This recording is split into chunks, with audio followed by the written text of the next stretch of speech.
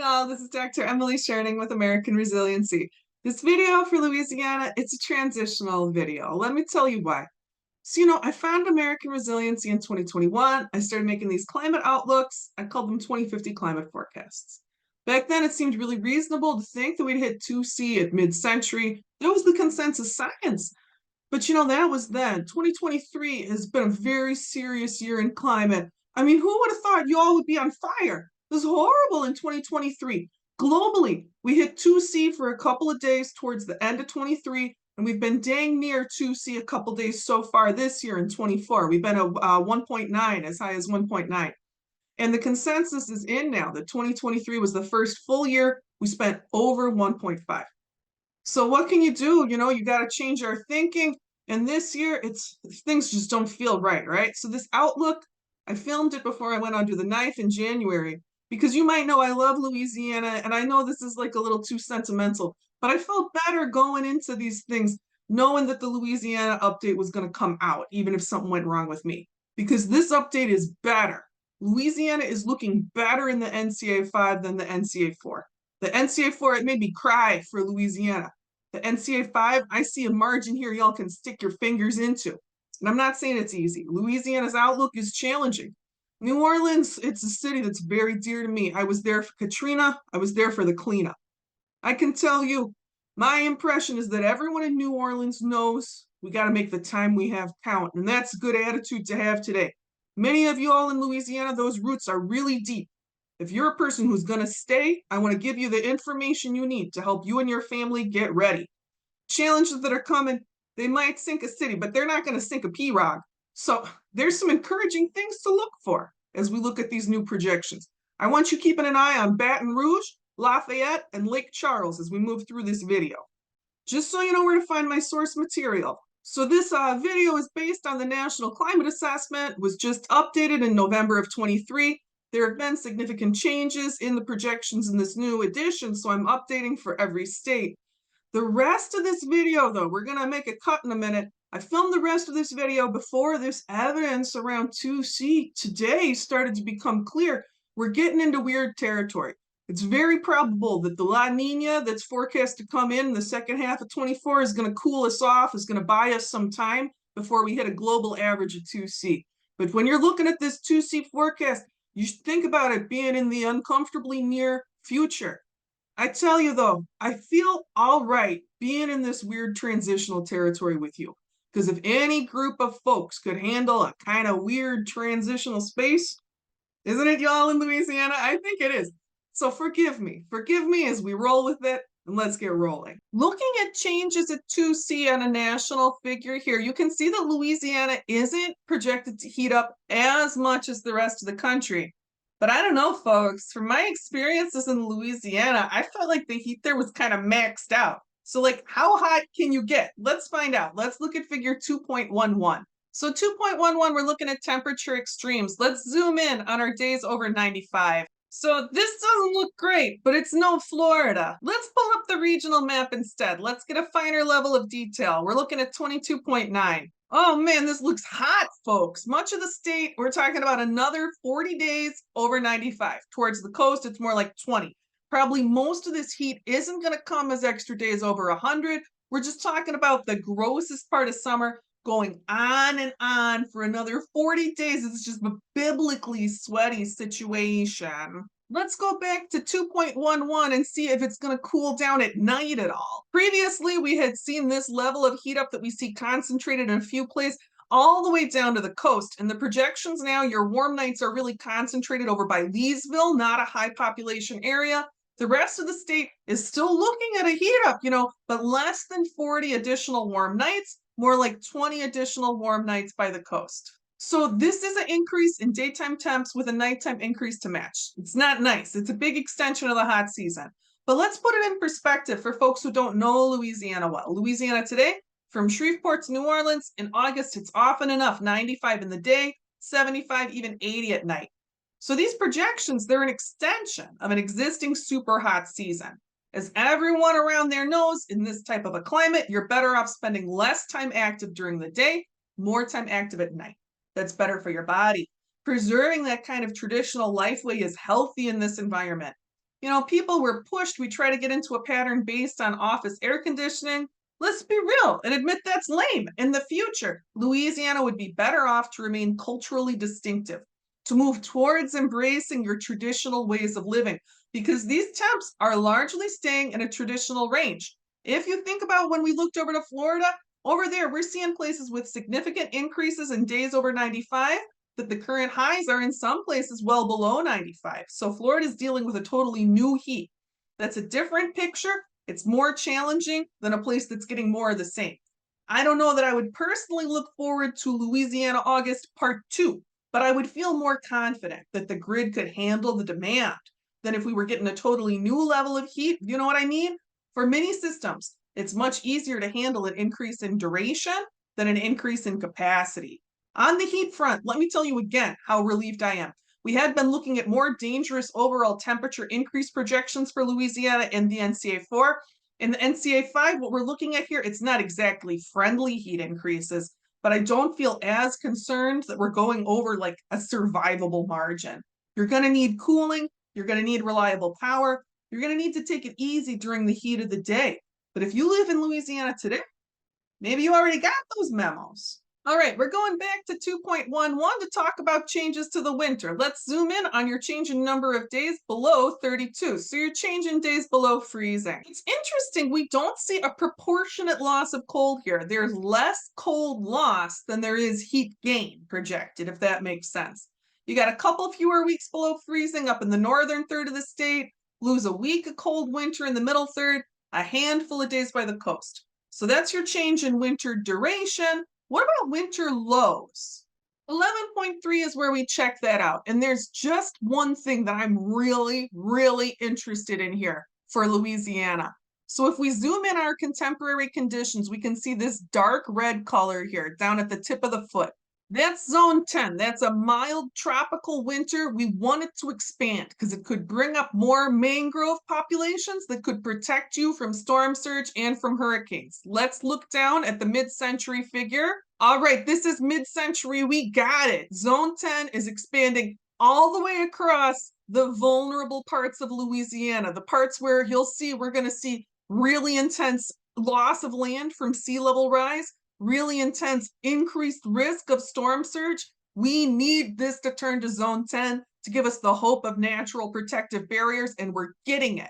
You'll notice zone 8 is going away entirely. Louisiana is looking at a future where it's zone 9 and zone 10 entirely for winter lows. If we look down to what kind of minimum temperature that means you're talking about, we're really talking about it will get below freezing. You'll have a mild freeze up in the northern part of the state, but it's likely that a freeze event will be quite rare in southern Louisiana as we approach mid-century. We put this information together with our warm nights increase. You can see you're going to be increasingly marginal for corn and soy. Your yields are going to go down. Let me show you a figure here about agricultural projections. This is figure 22.19. This is towards end of century, not mid-century, under a high emission scenario, not one where we managed to bring it down in accordance with our goals. And you can see that we expect these decreased yields throughout Louisiana, but there's this one area where they're like projecting a real bright spot. What's going on there? We looked into this on USDA.gov. It's DeSoto Parish, and what they grow there right now is hay and cows and calves. There is zero reason to think cattle is going to do better in these super hot conditions. So I don't know, folks. I think that this is a reason to take some of our ag projections with a grain of salt for all of our friends moving out of corn and soy territory in the southeast who are seeing their ag projections go way down there. Corn and soy are hardly the only things we can grow in the southeast. They're hardly the only things a reasonable person wants to eat. I think that if your area is going zone 9 plus, it's especially critical that you embrace change. You need hot weather crops in this climate. Rice could be okay. We don't know for sure what those warmer nights are going to do to rice. The last I checked on contemporary research, there are some signs that if rice has access to enough water, it might do okay in warmer nights. It all depends on water. So much depends on if you continue to get reliable rain. 2023 was a scary year for anyone who loves Louisiana. The terrible drought was terrible for rice. I was shocked to hear some reports from rice farmers from folks experiencing total crop failure.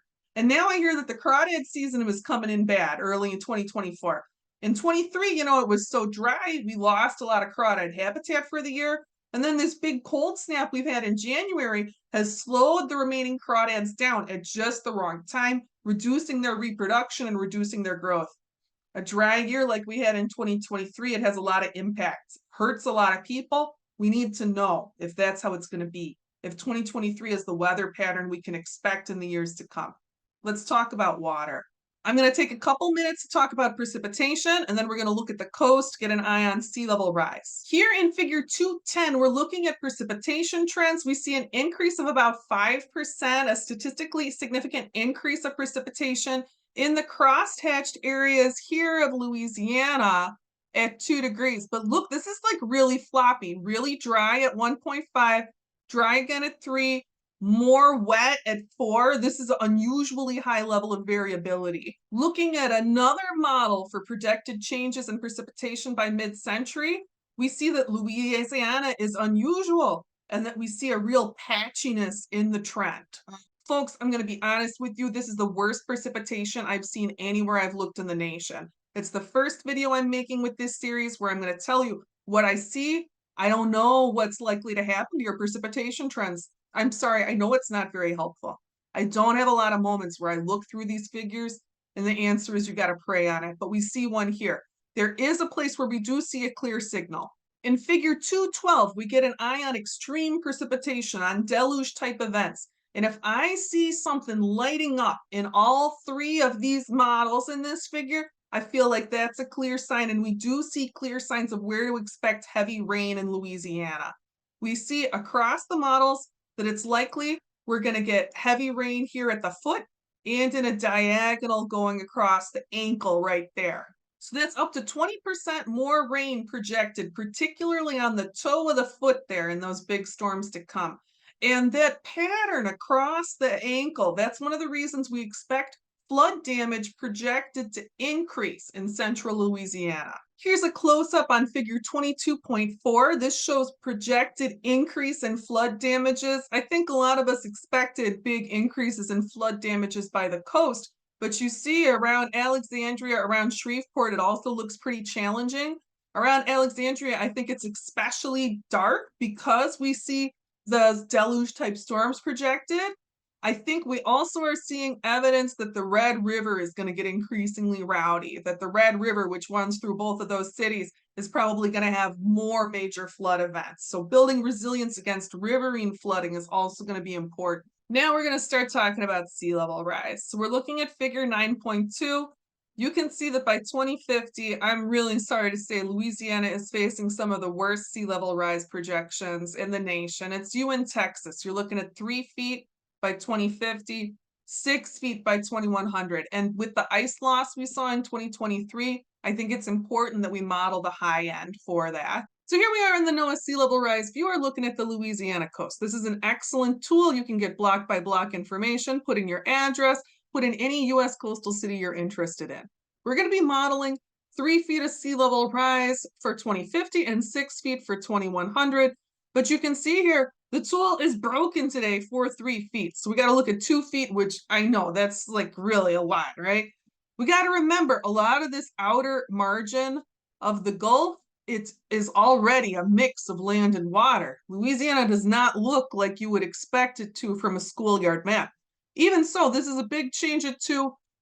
It's a big change at 4. Let's get in here. Let's look at some locations. We're going to look at New Orleans, Houma, Baton Rouge, Lafayette, and Lake Charles. I am sorry, but this is very bad news for New Orleans.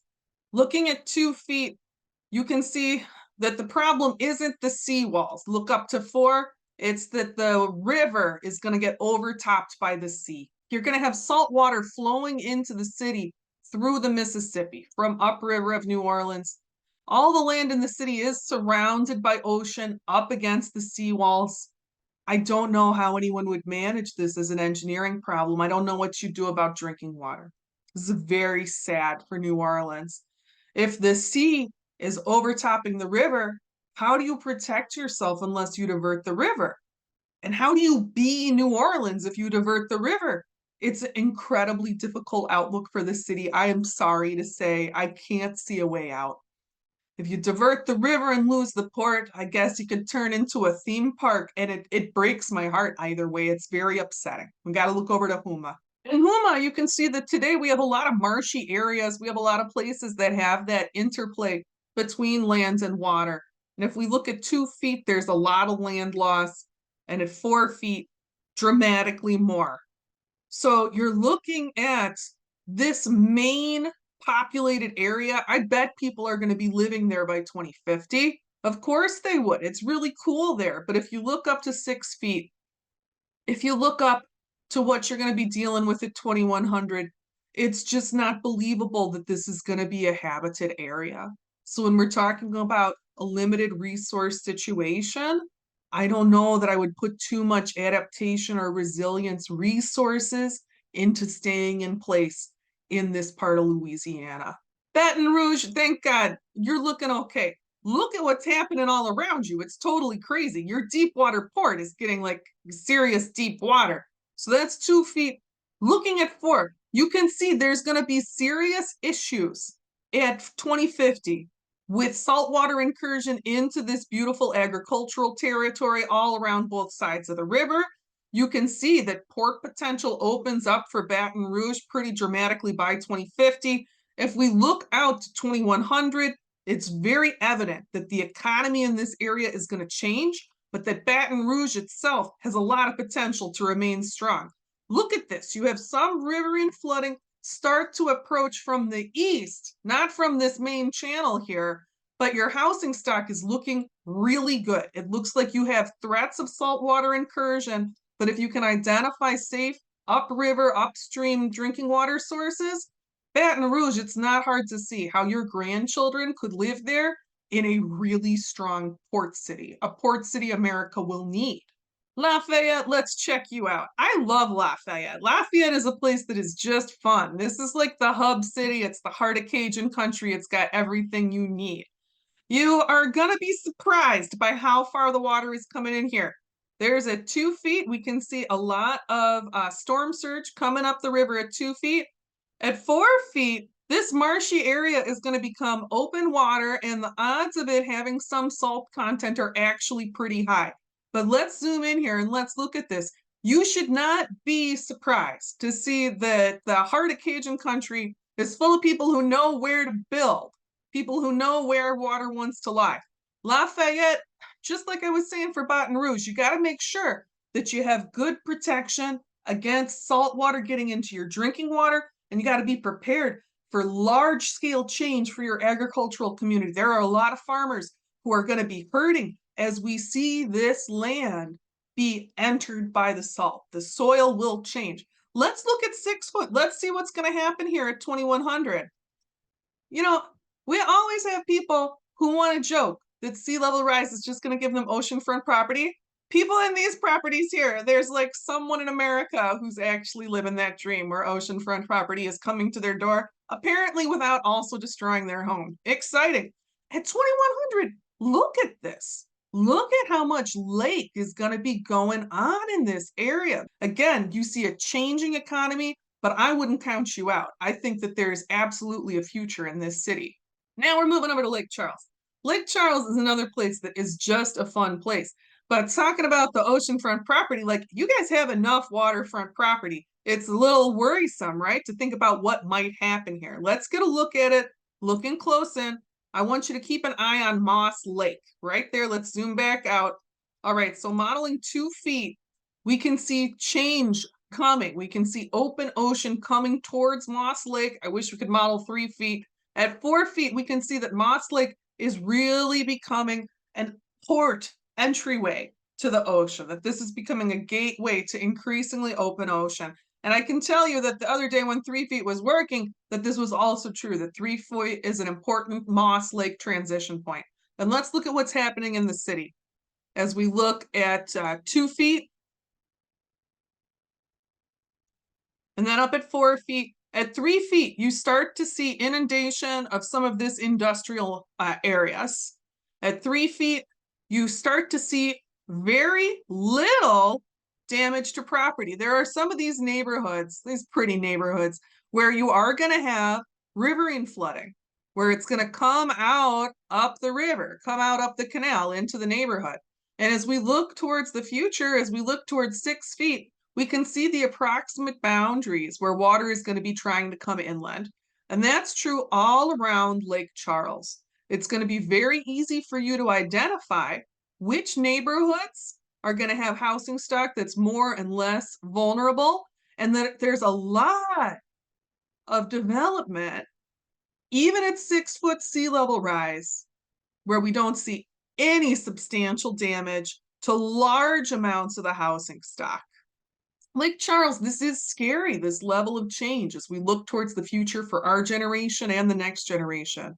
But this future map, this projected map here, is a map you could look at it like it's fresh. You could look at it like a kid who doesn't see the loss. And a lot of people would like this place on this map.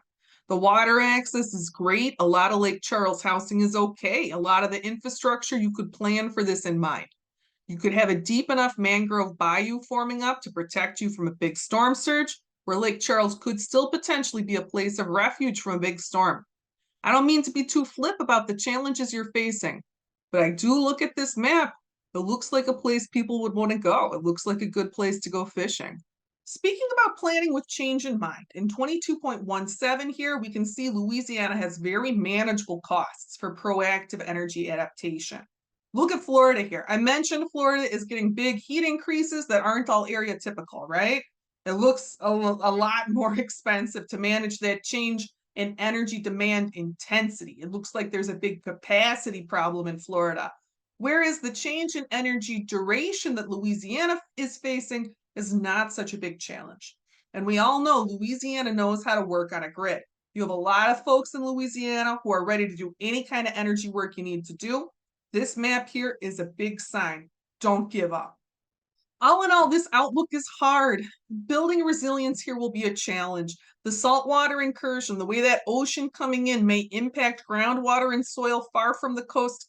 It's very concerning. Everyone should be concerned.